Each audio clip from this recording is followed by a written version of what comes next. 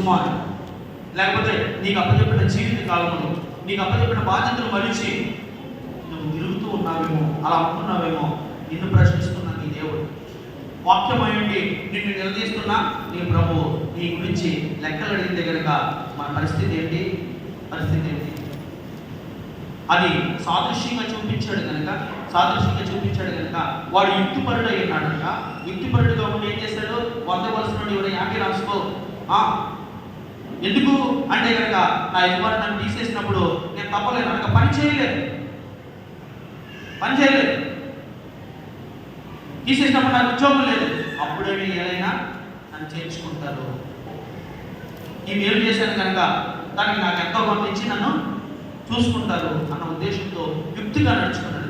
ఆ యుక్తిని ఏం చేశాడంటే ప్రభువు మెచ్చుకున్నాడు. అది మంచిది అని కాదు, కానీ ఈ లోకంలో ప్రభు నీకు చెప్తూ ఉన్నాడు, ఆ దేవుడు వచ్చి లెక్కడుగుతానంటున్నాడు, నీ లెక్కలు తెలుస్తానంటున్నాడు. అప్పుడు మరి నీ లోక సరి చేసుకోకపోతే, నీ యుక్తిని ప్రదర్శించకపోతే, అప్పాలు కూడా యుక్తిపడదు. ఇక్కడ సందర్భాన్ని బట్టి నేను మాట్లాడుతున్నాను. ఉపయోగించకపోతే, ఇప్పుడైనా సరి చేసుకోవాలి, ఇప్పుడైనా విడిచిపెట్టాలి, నా అంతం ఎప్పుడో నాకు తెలియదు, నేను చాలా అల్పమైన ప్రాణిని, నేను కూడబెట్టుకున్న నాతో రావు, నేను కట్టుకున్న దాంట్లో నేను తరతరాలు ఉండిపోను, ఈ లోకం అశాశ్వతమైనది, ఈ భూ సంబంధమైన వేటి కూడా నన్ను రక్షించలేవు అని నువ్వు తెలుసుకునే జ్ఞాన హృదయం నీకు వచ్చినప్పుడు, లెక్కడికి యజమాని రాకముందే నువ్వేం చేస్తావంట? ఆ దేవుని ఉపయోగించి సరి చేసుకుంటావు. ఎంతవరకు జరిగిపోయిందేదో జరిగిపోయింది, ఎక్కడి నుంచి అయినా నేను జాగ్రత్తగా ఉండాలని నీ స్థితిగతులు నువ్వు మార్చుకుంటావు. చక్కటి గృహ నిర్మాణత్వాన్ని దేవుడు కోరుకుంటున్నాడు. అనగా నీకు అప్పచెప్పిన బాధ్యతను సక్రమంగా చేయాలని ప్రభువు కోరుకున్నాడు. అటువంటి చక్కటి గృహ నిర్వాహకుడు ఉన్నాడు. ఆదికాండములో చదువు, ఆదికాండములో 15వ అధ్యాయం 2వ వచనం.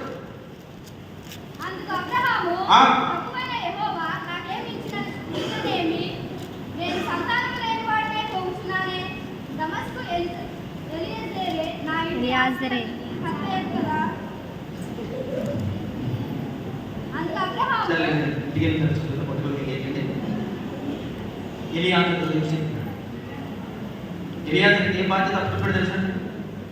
ఇంటి పెద్ద దాసుడుగా, గృహ నిర్వాహకుడుగా, అబ్రహాము ఉన్న దానంతటి మీద నాయకుడిగా ఉన్న ఎలియాజరుకి ఏ బాధ్యత అప్పచెప్పాడు తెలుసా? తన నాయకత్వం బాగుందని, తన ఇల్లంతలో నమ్మకస్తుడిగా ఉంటున్నాడని తన కుమారుడికి తీసుకొచ్చే భార్య బాధ్యతను కూడా అప్పగించాడు.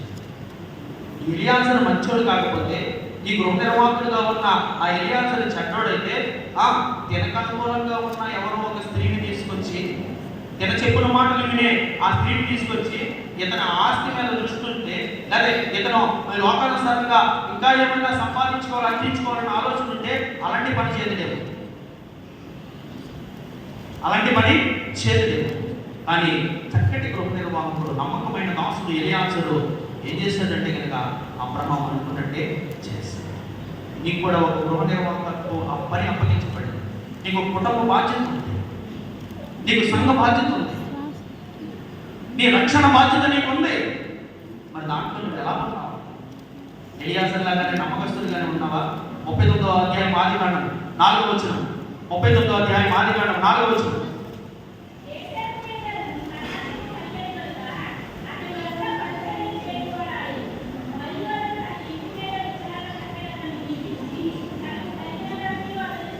నమ్మకస్తుడిగా ఉన్నాడు. పోతీఫరు ఇంట్లో యేసు నమ్మకస్తుడిగా ఉన్నాడు. అమ్మా, నీవు నన్ను కోరుకుంటున్నావే, ఇది ఎంత మాత్రమో తగదు. నా యజమానుడు అన్ని నాకు అప్పచెప్పాడు, నిన్ను మందిని తప్ప కదా. కానీ మనం ఏం చేస్తుంది? దేవుడు మనకు అప్పచెప్పిన ఆ గృహనిర్వాహకంలో ఎంత నమ్మకంగా ఉంటున్నాం? ఆ సాదృశ్యాలే ఈ లేఖన వాక్యాలు. నీ నమ్మకత్వాన్ని కోరుకుంటున్నాడు ప్రభు. నీకు అప్పచెప్పిన పనిలో నీ నిజాయితీని కోరుకుంటున్నాడు. నీకు ఇచ్చిన ఆ వాక్యాన్ని దట్టమైన మాటలతో పోగొట్టుకుంటావేమో అని, పోగొట్టుకోకూడదని మరొక అవకాశం ఇచ్చి ఈ విలువైన మాటని చెవులకు వినిపిస్తున్నాడు. నీకు ఒక బాధ్యత భూమి మీద అప్పగించి పంపించాడు దేవుడు. అందుకనే నీవు నశించుకోకూడదని ఆయన మన కోసం సిలువలో ప్రాణం పెట్టాడు. ఇంకా నీకు ఆయుష్ ఎందుకు పొడిగిస్తున్నాడో తెలుసా? మనకి ఎందుకు ఈ భూమి మీద ఎక్కడ స్థితిగతులు ఇస్తున్నాడో తెలుసా? మనలో ఉన్న సరి చేసుకుంటాం, ఒప్పుకుని విడిచిపెడతామని, పరలోక పౌరుషత్వాన్ని పొందుకోవడం, రక్షణ బాప్తిసాన్ని స్వీకరిస్తామని మరొకసారి ఈ వాక్యాలు గుర్తు చేస్తాడు. ఈ నుంచి నా నుంచి నమ్మకత్వాన్ని ప్రభు కోరుకుంటున్నాడు. మన జీవితంలో మనపైన అధికారి అయిన ప్రభుకి నమ్మకంగా ఉంటున్నామా? మన ఆత్మల కాపురి అయిన దేవుని నమ్మకంగా ఉంటున్నామా? మన కోసం ప్రాణం పెట్టిన ప్రభుకి నమ్మకంగా ఉంటున్నామా? రక్షణ స్వీకరించిన మనము దాన్ని పోగొట్టుకోకుండా కాపాడుకుంటూ నమ్మకంగా ఉంటున్నామా? ఆ గృహనిర్వాహకులను చూపించిన దేవుడు మన గురించి ప్రశ్నిస్తున్నాడు. యశోబులుగా భ్రష్టుడైపోకూడదండి.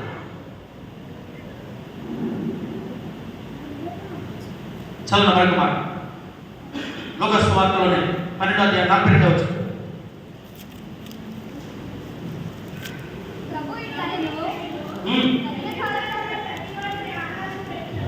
తగిన కాలమున ప్రతి వానికి ఆహారం పెట్టుట. యజమానుడు తన ఇంటి మీద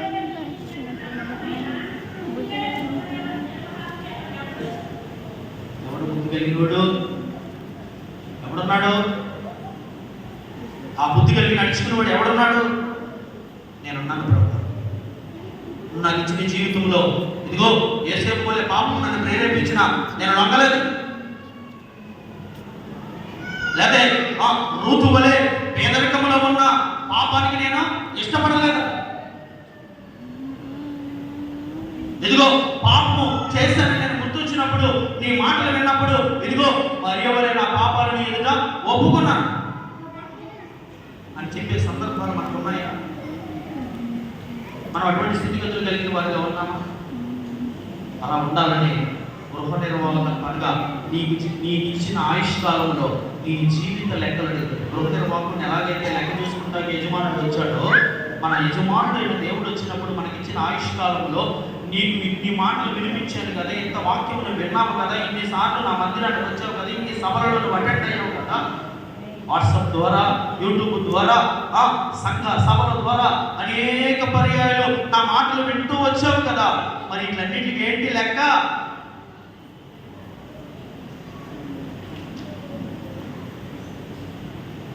చదువుకోలేదు, నాకు వాక్యం చదువుతూ రాదు, లేదా నాకు ప్రార్థన రాదు, అందుకనే అంటకలేదు. మరి వినబడింది కదా, చెవులు ఉన్నాయి కదా, అప్పుడు నీ హృదయం ప్రేరేపించబడింది కదా, ఆ మాట శృతి గట్టి దగ్గరికి వచ్చినప్పుడు అవును ప్రభువా అన్న ఆలోచన నీకు వచ్చింది కదా, మరలా విని బయటికి వెళ్ళిన తర్వాత ఎందుకు దాన్ని అనుసరించలేదు? నీ లెక్క అడుగుతానంట ప్రభు, మన లెక్కలు అడుగుతానంట ప్రభు. చదువు తొందరగా ముందుకు వెళ్ళిపోయి వాక్యం ముగించుకుంది. కొరింథీయులకు రాసిన మొదటి పత్రిక 4వ అధ్యాయము మొదటి 2వ వచనాలు చదువు. కొరింథీయులకు రాసిన పత్రిక ఇలాగన క్రీస్తు సేవకులమనియు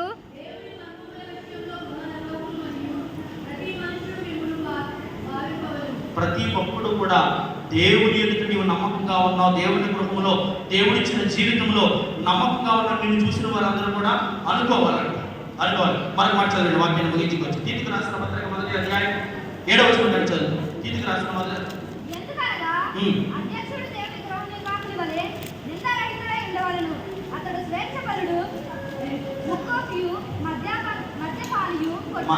అంటే అక్కడ అలా ఉండకూడదని చెప్తుంది. అలాగే చదవాలి. ఎలా ఉండాలంట? గృహ నిర్వాహకుడు స్వేచ్ఛాపరుడుగా ఉండకూడదు అని అర్థమైపోయింది. స్వేచ్ఛపరుడు అంటే అది స్వేచ్ఛగా తిరిగిపోయేమనుకుంటున్నాం. అలా ఉండకూడదు అని అట్లా అర్థం. నీకు అప్పచెప్పిన గృహ నిర్వాహక పనిలో లేదా ఒక సంఘ పెద్దగా, లేదా ఒక సేవకుడిగా, ఒక స్త్రీగా, ఒక భార్యగా, లేదా ఒక భర్తగా నీకు అప్పచెప్పిన పనిలో నువ్వు ఎలా ఉండాలంట? నా ఇష్టం అని స్వేచ్ఛగా, అతను స్వేచ్ఛాపరుడుగా కానీ ముక్కోపిగా కానీ చదువు. మద్యపాని దుర్లభమును అపేక్షించువాడును.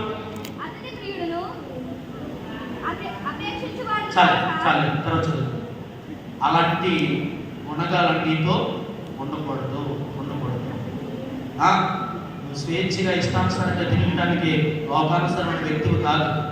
నువ్వు వెలబెట్టి కొనబడిన వ్యక్తిని. నీవు నీ సొత్తే కాదు, నీ ఇష్టాలను ఇచ్చి నెరవేర్చుకోవటానికి వెలబెట్టి కొనబడిన వ్యక్తిని. నీ కోసము రక్త క్రైదనము, క్రీస్తు రక్తము క్రైదనముగా చెల్లించబడింది 2026 సంవత్సరాల క్రితం.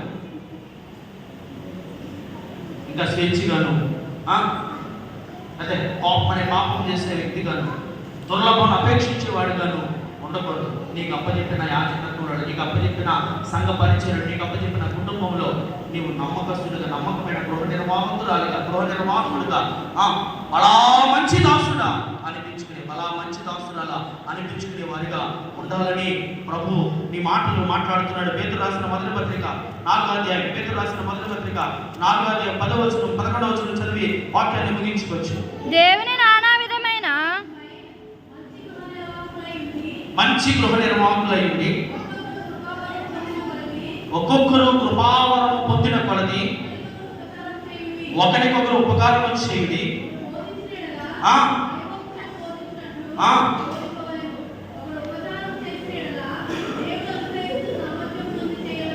క్రీస్తు గృహ నిర్వాహకత్వంలో ఎవరు ఎలా ఉండాలో, ఒకరికొకరు ఏం చేసుకోవాలో పేతురు గారు సంఘంతో మాట్లాడుతున్నాడు. ఈ ఉదయకాల సమయంలో పత్రికా పాఠ్య భాగం ద్వారా మనకి ఏ మాటలు ఆత్మదేవుడు నేర్పించాడు అంటే కనుక, అలనాడు క్షణికావేశాలకు, సుఖ సంతోషాలకు, ఈ లోకానుసరమైన ఆశలకు లోబడిన దేవుని వాగ్దానపు ప్రజలు, ప్రథమ సంతానము అయిన ఇశ్రాయేలీయులు ఒక్కరోజే 23,000 మంది కూలిపోవడానికి కారణం ఏమిటంటే వారి జీవితంలో పాపం అనే వ్యభిచారం, తిరుగుబాటనే తత్వం.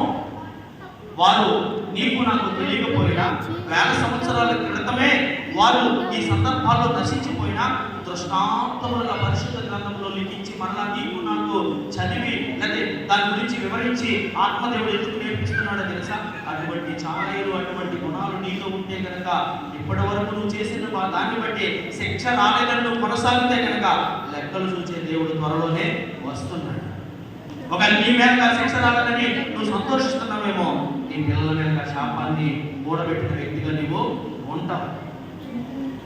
గుర్తుపెట్టుకో అని ఆత్మదేవుడు హెచ్చరిస్తూ, క్షణిక సుఖాల కోసము, ఆ చిన్నపాటి సంతోషాల కోసము ఉన్నత బహుమానాలు కోల్పోవడమేమో, అలాంటి స్థితిలోనే జాస్తత్వమును కోల్పోయిన యాశావును గుర్తు చేసుకో.